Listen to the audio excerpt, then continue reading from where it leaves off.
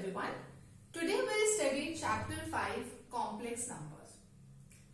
Till class 10 you have studied different kind of number system like natural numbers, whole numbers, integers, rational numbers, irrational numbers, real numbers. Right? So we know that every point on a number line is a real number. So before studying the definition of complex number, first of all we'll see that why there was a need to introduce complex number system in our number system. So in class 10 you have solved quadratic equation by the different methods.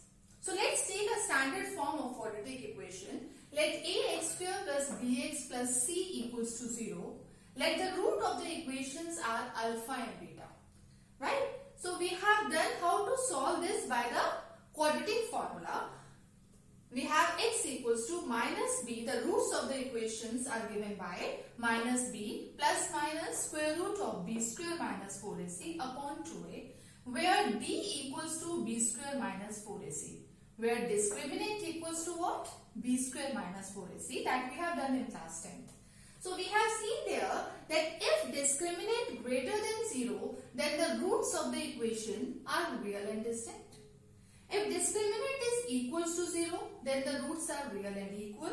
If discriminant is less than 0, then the roots are imaginary roots. Right? So we have left here, if the roots are imaginary, we say that the roots are imaginary roots, because we don't know how to solve imaginary roots in our real number system. Right?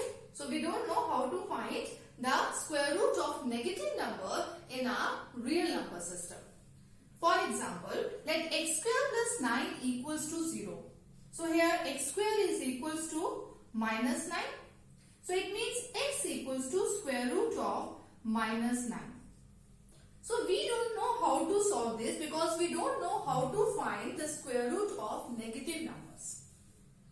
For this, the Euler was the first mathematician who has introduced a symbol iota, where iota equals to square root of minus 1. To find the square root of negative numbers, he has introduced the symbol iota, where iota, that is square root of minus 1. So if iota equals to square root of minus 1, then what is iota square? That is iota into iota, that is square root of minus 1 into square root of minus 1, which is equals to minus 1. So if we will write x equals to square root of minus 9, that is equals to, if we can say that in place of minus, if I write iota square, right?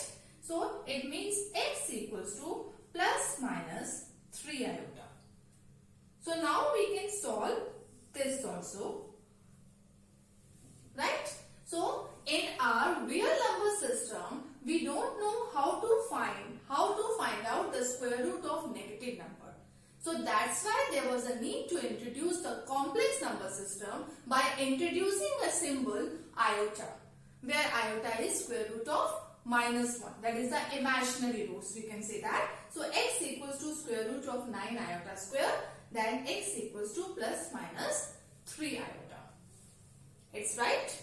So in order to find out the square root of negative numbers, we have introduced the complex number system in our number system. Right? So now we will see that how we find out the integral powers of iota, how we solve iota. So first of all, we'll see for the positive powers of iota, we have iota equals to square root of minus 1. So we know iota square is what? Iota into iota, that is square root of minus 1 into square root of minus 1, this is equals to minus 1. So how we find iota cube? We can break it as iota cube equals to iota square into iota. So iota square, that is what? Minus 1. Iota as it is, this is equals to minus iota. It means iota cube equals to minus iota. Now iota 4, iota raised to the power 4, we can say that is iota square whole square. It means we know that iota square is minus 1. So minus 1 whole square, that is equals to 1. So like this we can find out the positive powers of iota.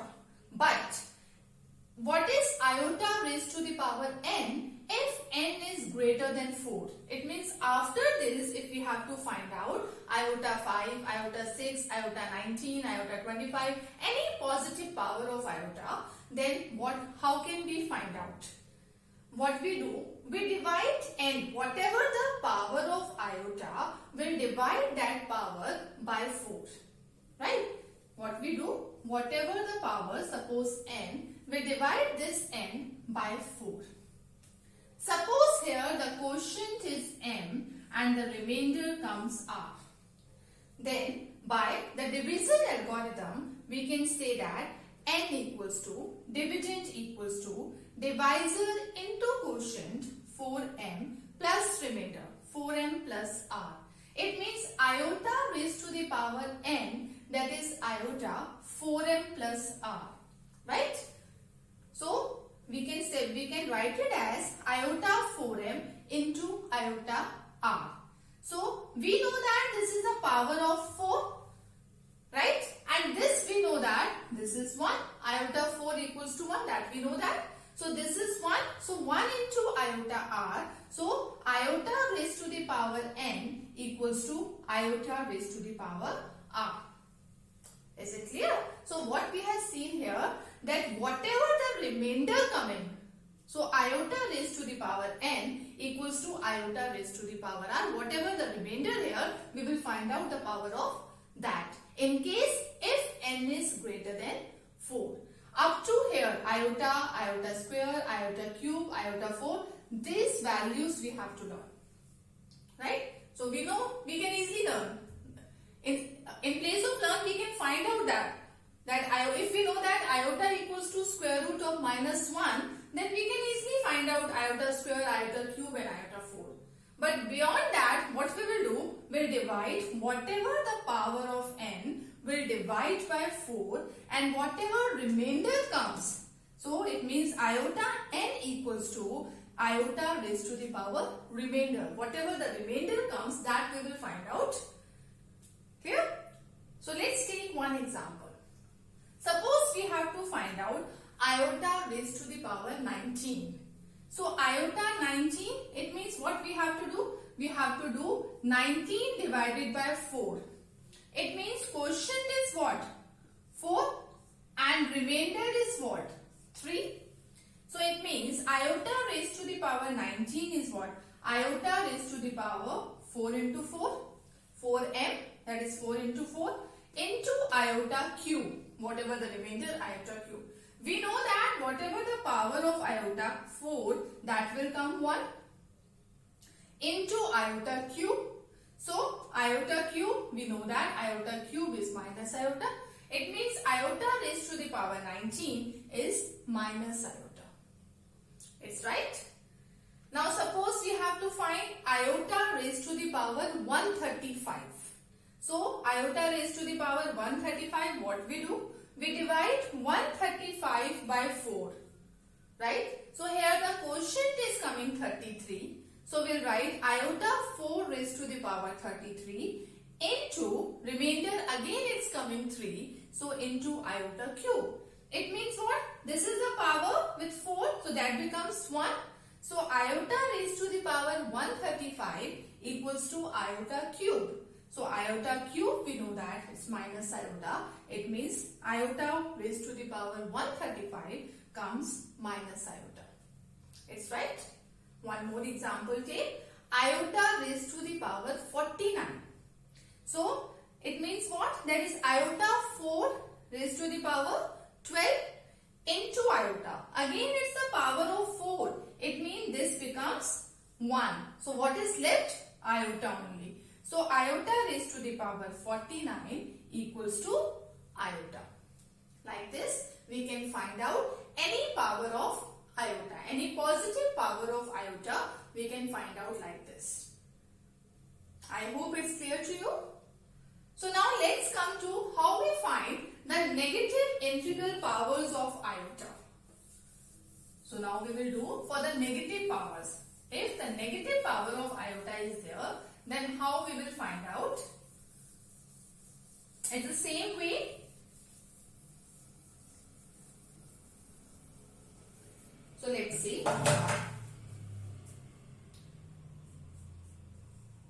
Negative powers of iota.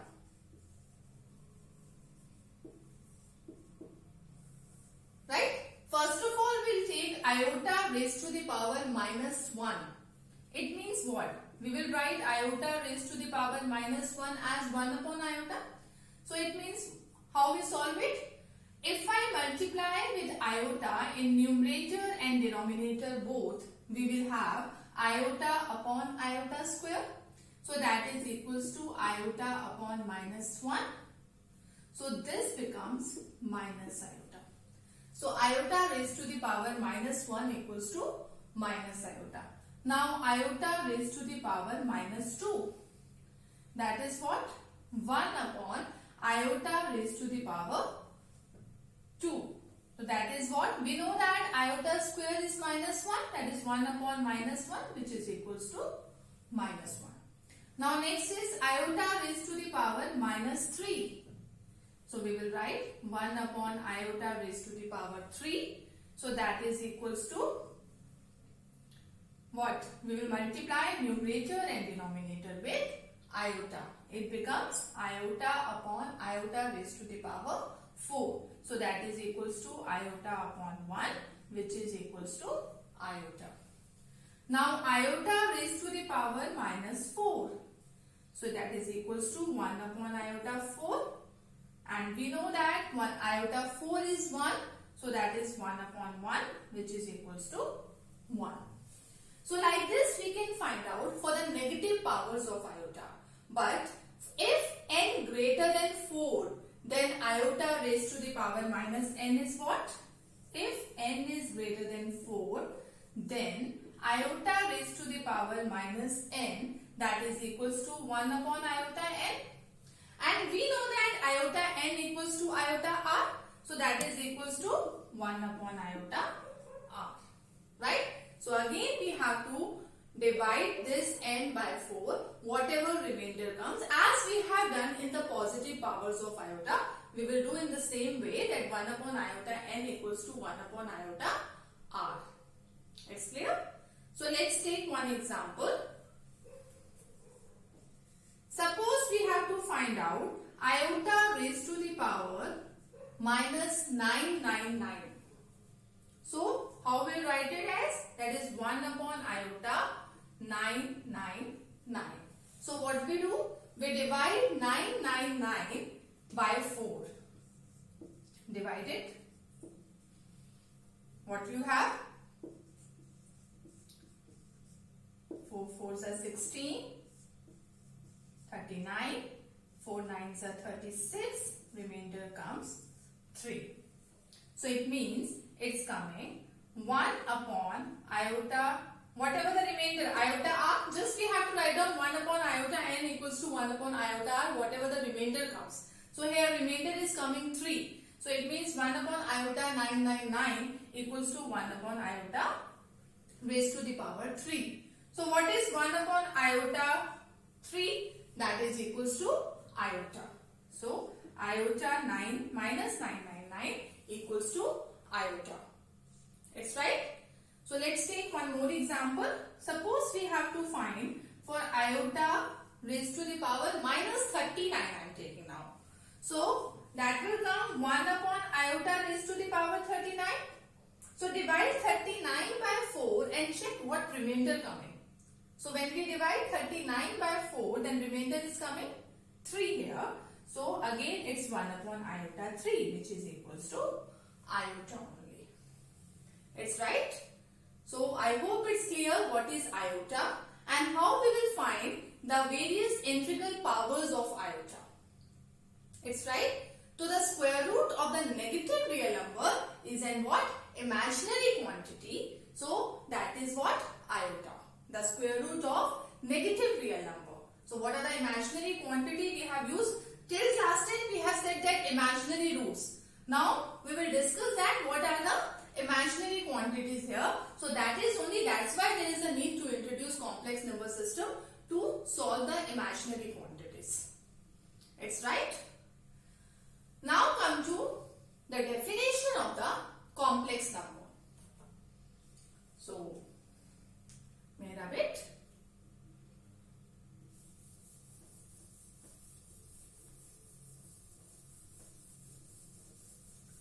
Now, what is complex number? How to define complex number? That we will do. So, any number which is of the form a plus ib is called complex number, where a and b are real numbers. Right? So, let's write the definition. Complex number.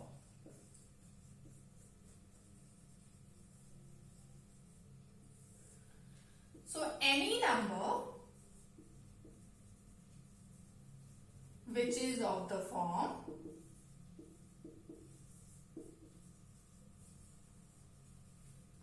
a plus ib is called complex number.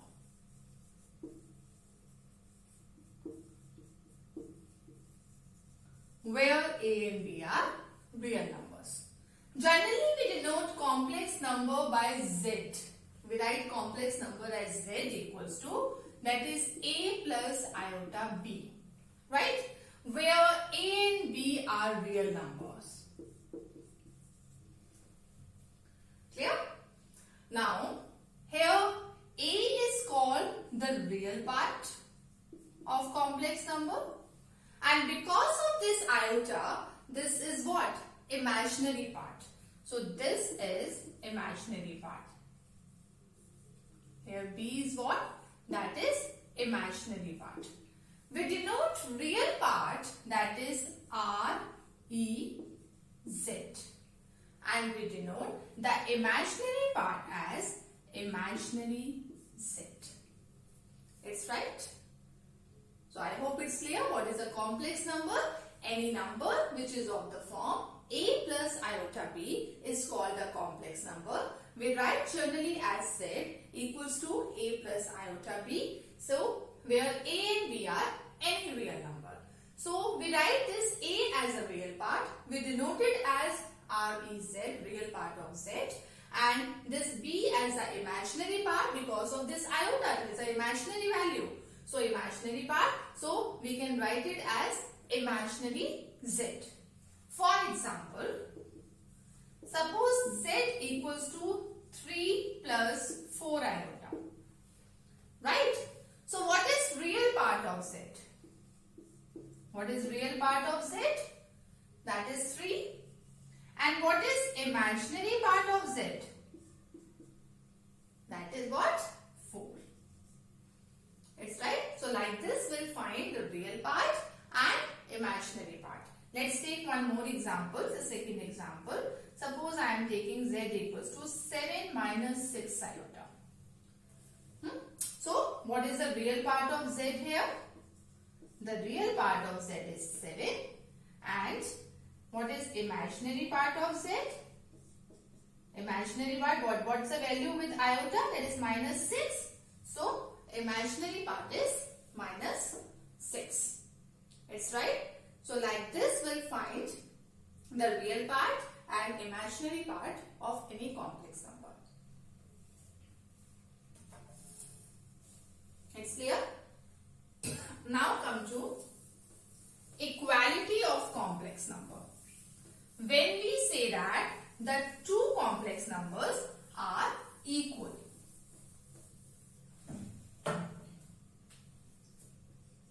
Equality of complex numbers.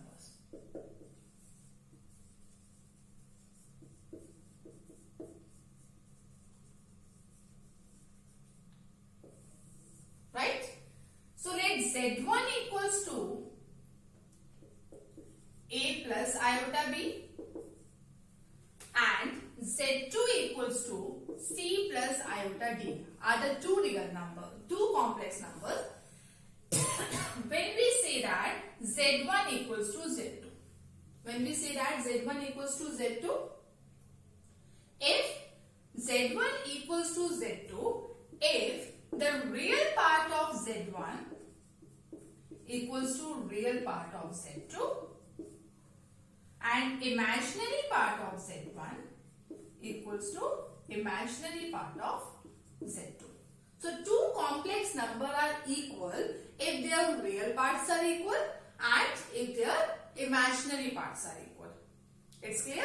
So any two complex numbers we can say that they are equal if the real part of both are equal, or both the complex numbers are equal and the imaginary parts of both the complex numbers are equal. I hope it's clear what is the complex number and how we define the equality of the complex number.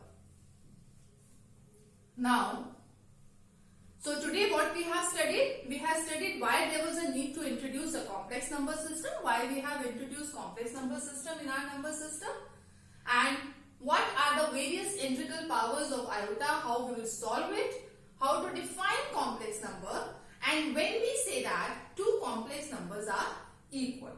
So in our next lecture we'll do that algebra over complex numbers, how to add, subtract, multiply, divide, how we'll do that in complex number. So in our next lecture we will do that, the algebra of complex number.